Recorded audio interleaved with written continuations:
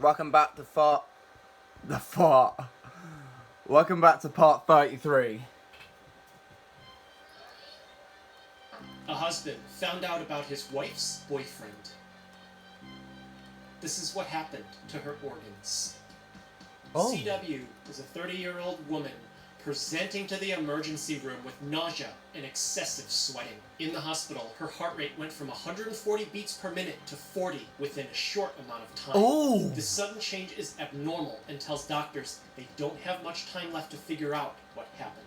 Healthy people can have a marriage was the best thing that happened good resting heart rate right of about after the wedding, 60, Eric's business 50 started to booming. 60. Like CW, by just being there, brought him good luck. But My work resting started heart to rate's take up about all 70. his time, and CW started feeling like she was only an afterthought. One day, she had a flight. Eric had promised that he would drive her to the airport. When the time came, he totally forgot because he had booked extra work during that time. Frustrated, CW got to the airport, but problems like this kept adding up. She had an uncanny way of remembering everything that Eric would say and do, and she'd take any chance to use it against him when she was unhappy. She started developing a vapor habit that Eric didn't like. He would ask her to stop, but when she realized that this got on his nerves, she started doing it more and more. That's what Joe does to me. The surface, and over a few years, it came to a breaking point. One afternoon, Eric was home early. At the balcony, he looked down. He saw his wife come out of a car that he had never seen before. The driver came out and embraced CW. He couldn't believe this. He recognized the guy as her best friend's little brother, Mike. He wanted to believe that this was just a mix-up. He went into the other room so that he could try and get a hold of himself because his entire body suddenly became numb. He had noticed weird text messages from someone named Pizza Hut on her phone over the last several months. He didn't think anything was wrong then because she'd always end up with an actual pizza afterwards. But Eric found a shirt that wasn't his in their bed one evening. CW never gave a convincing response as to how it got there, but it was the same shirt that Mike was wearing now. Every response that Eric had ever received from CW recently was always combative and unhappy. He didn't know what to do, but he wasn't going to let her know that he knows. One evening, Eric and CW were at home together. It had been a while since they had a date night. Eric poured pre-mixed drinks. He was able to finally get some time away from work, and they were having a really great time. The drinks were pre-made. CW saw Eric pour them, but as they got to the bottom of the bottle, CW started noticing that each pour started to taste weirder. Eric said that it was all in her mind. It totally tasted fine, but a burning sensation started piercing through her chest as she kept drinking. She started feeling like her heart was going See to my house in the explode. corner. Face down on the couch, CW suddenly woke up. It was still nighttime, and she didn't know how much time had passed. She knew what drunk felt like, and this wasn't it. She ran to the bathroom, and everything started to come up. Very quickly, she felt like she couldn't breathe. She tried to cry out for help, but she wasn't sure if anything was coming out. She struggled to call for an ambulance, but finally she was brought to the emergency room, where we are now. At examination, the medical team finds that CW's heart rate and her blood pressure were high. Her breathing was erratic. They could smell alcohol on her breath. But when the medical team took a closer look, they noticed that her breaths were shallow. The amount of oxygen in her blood was lower than normal. She tried to tell doctors about the last thing that she could remember, but she was so panicked that words weren't really coming out of her mouth. Excess liquid was coming out of her mouth because she was producing way more saliva than normal, but she was also sweating in a way that she shouldn't be because the inside of the hospital wasn't that hot. CW was 30. She had some prior health scares before, but she was noted to be an e-cigarette user. In the hospital, her heart rate and blood pressure suddenly decreased. E-cigarette user, unless your body's like your immune system's really active. I mean, my immune system's quite active. Yeah, my immune system's very reliable and very strong, but not overly so. So I vape, I smoke. My lungs don't really get all that irritated by it. They don't really become inflamed. They don't mind it. So I won't get Evoli or whatever. It's called electronic vaping. It's like pneumonia and irritation caused by vaping. And I don't get any of that. I mean, I definitely do cough more than what I used to. Though actually saying that, not really. Not really, no. And when I hack up my phlegm as well, I've done that since I was like... I've done that the day I realised that I could do that, and it was when I was hearing my step uncle Mark hacking up like that, and I thought, I'll try it. I hacked up and loads of phlegm came out, and that's just what I do now. If I start coughing, I hack up to see if there's any phlegm. I make that noise, and that's what I've been doing ever since. So I've been doing that since I was about, I don't know, 15 or 14 or so. But like, in terms of coughing itself, I think I cough more now I smoke and vape than when I didn't. I do cough more.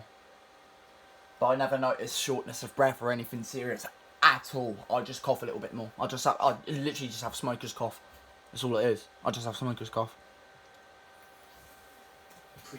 This quick change means that her body is responding to something, but what could it be? The most visual responses that we can observe on someone is fight or flight and rest and digest. Fight or flight can be caused by being in an immediately life-threatening situation, causing the release of adrenaline. The chemical-induced version of this is taking a stimulant. If she's salivating and having stomach movements with low heart rate and blood pressure, well, that sounds like a rest and digest response, but that's not how it started. Fight or flight response is controlled by the sympathetic nervous system, and rest and digest is controlled by the parasympathetic nervous system.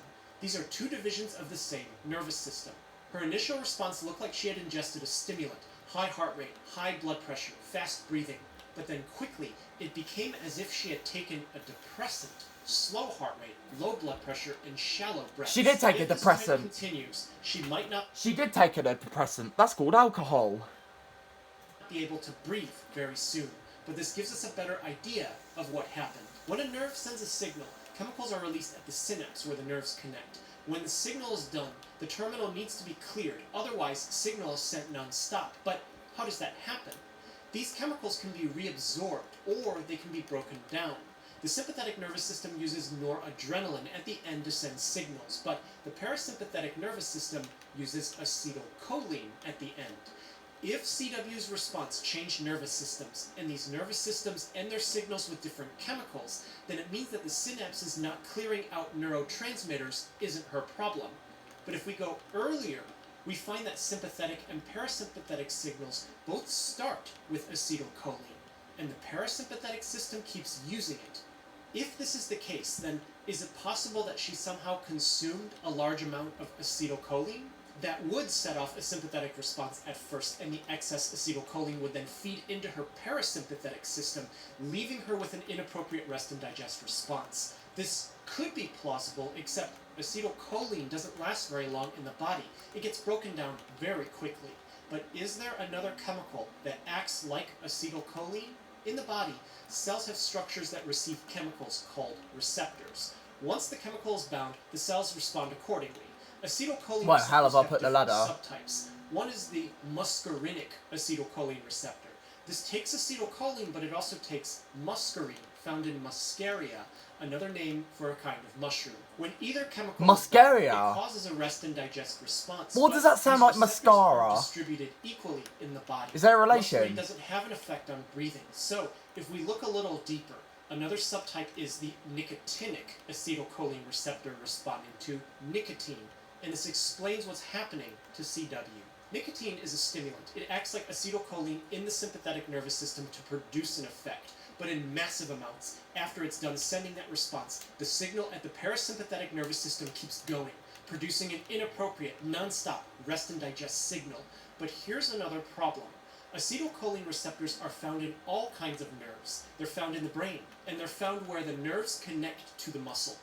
In the brainstem, where breathing is regulated, are nicotinic acetylcholine receptors. If a toxic amount of nicotine is present, it produces the rest and digest kind of breathing, which is a shallow breath, descending to no breathing at all, explaining one part of what's happening to CW, but there's more. In the airways, nerves send signals to the smooth muscle. So because she was vaping, what happened is her husband nicotine poisoned her.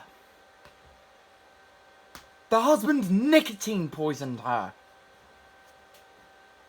Oh my god! Yeah, because she wouldn't stop and it was pissing him off. Wow. Wow. That's giving me an idea on how to... So what was it that Joe does to me? He goes and snitches. He's like, oh, I'm going to do that every day now. He says to me, what else? What else is there? There's lots of other things. It is mainly that. Constantly leaving the bathroom wet. That pisses me off. I can't flood the bathroom. Because that's my own bathroom. I'm not going to destroy my own bathroom.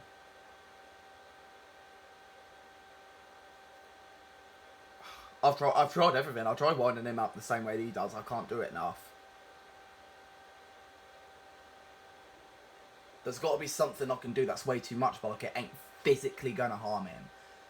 May mentally harm him. May cause like mental health issues, or do you know what I mean? It might corrupt his brain. I need to find that out. I need to just find out how to corrupt his brain. Oh, that's emotional abuse. I can't be doing that either. It's kind of a crime. Like it is a crime. I think it's like emotional blackmail. That's illegal. Can't do it. There's nothing I can really think of, really. Best thing is to ignore it, because he hates being ignored, but it's very hard for me to. But I'll have to, won't I? I'll just have to ignore every single thing till it pisses him off, or something like that. We've got to do something like... I don't know. Because what was it?